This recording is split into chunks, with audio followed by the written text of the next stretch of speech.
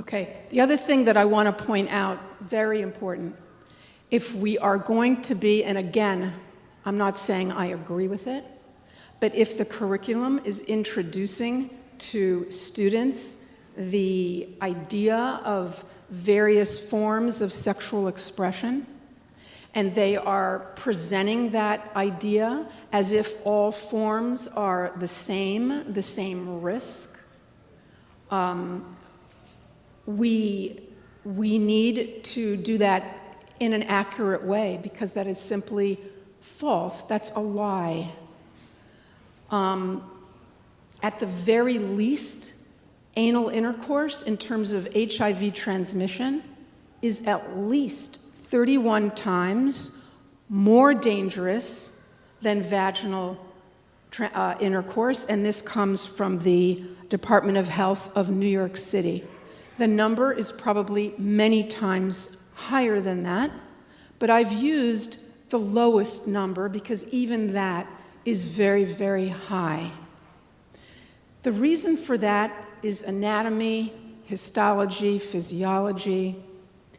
The vagina is very different from the rectum. The vagina, the lining is 20 to 45 cells thick.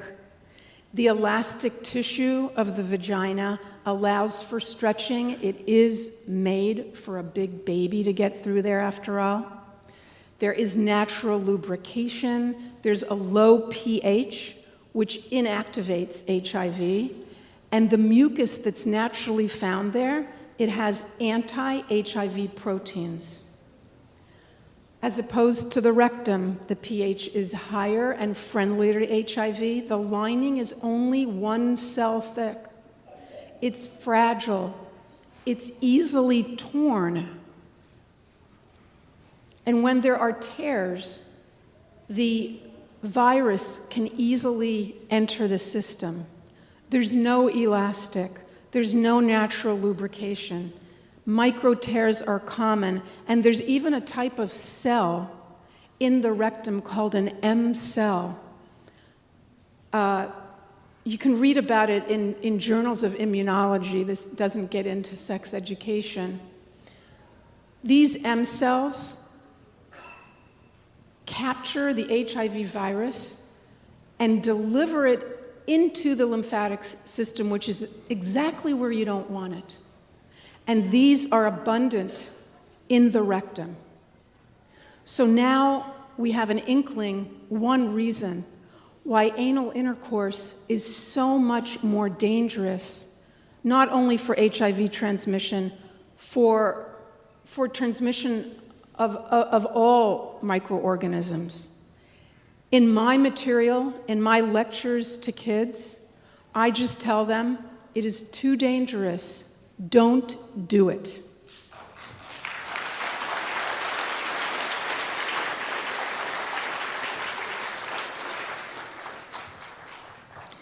And I want you to know that when I have in my office a gay man who has sex with other men, and I explain this, invariably he says one thing to me: thank you.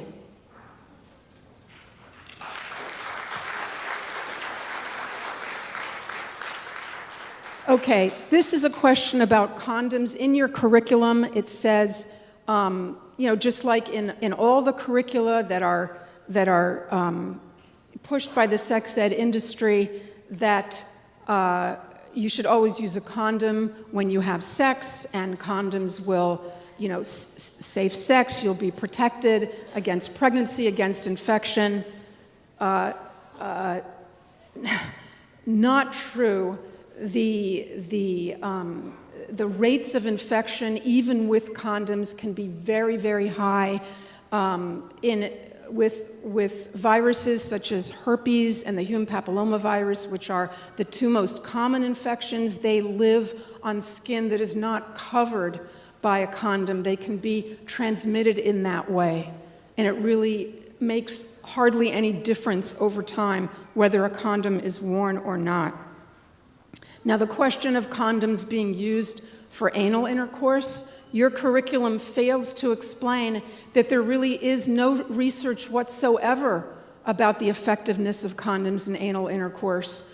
In Europe, some years ago, in Holland, where gay marriage has been legal for many, many years, and it's a very tolerant culture there, obviously, there was a condom that was specifically developed for men who have sex with men to use. And it was more sturdy and thicker, and it basically failed because people did not use them. But it's an important thing to know because it acknowledges that when it comes to this particular behavior, you can't depend, you don't depend on that, especially if it's life or death. Now, on the FDA website in America, the Food and Drug Administration, which is the government, part of the department in the government that is responsible for medical devices, and a condom is considered a medical device, it used to say, until last year, it used to have this: are condoms strong enough for anal intercourse? Condoms provide some protection, but anal intercourse is simply too dangerous to practice. It said it on this government website, and it explained that they're more likely to break, et cetera, there's more friction, and so on. It was removed. This is no longer on the FDA website. Did biology change? Did physiology change? I don't think so. What changed is the culture. What changed is the pressure on these departments and government organizations to eliminate this sort of warning.